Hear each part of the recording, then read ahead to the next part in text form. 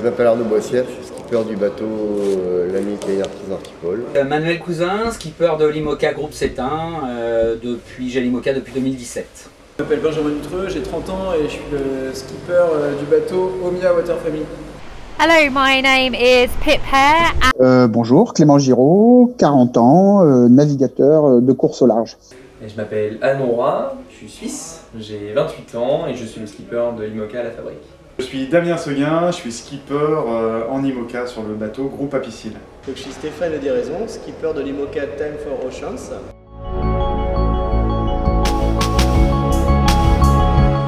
On avait une ligne principale avec un processeur HR et tous les capteurs qui vont autour, de vent, de vitesse, etc.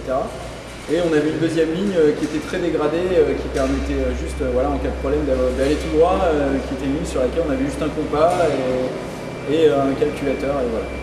En fait, l'équipement, c'est, j'ai envie de dire, la totale. C'est-à-dire tous les capteurs qui permettent d'avoir les indications sur le vent, la vitesse du bateau, en double, puisqu'il faut une redondance. KEHR complet avec CarboWin, 2 CarboWin, 2 V1, 2 lignes complètes. On a mis 100% d'NKE, ligne principale pilote HR et la ligne de secours Giro 2.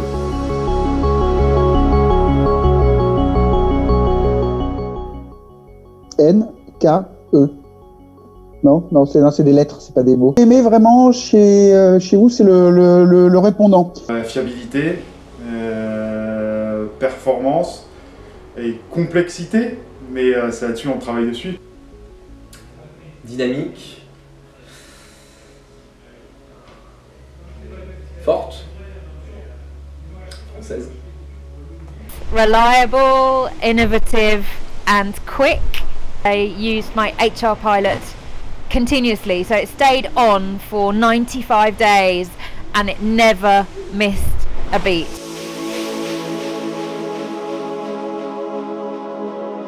Il y a eu tellement d'anecdotes, mais je dirais que j'ai fait une mauvaise gestion de tablette de chocolat et ça c'était vraiment dur mentalement.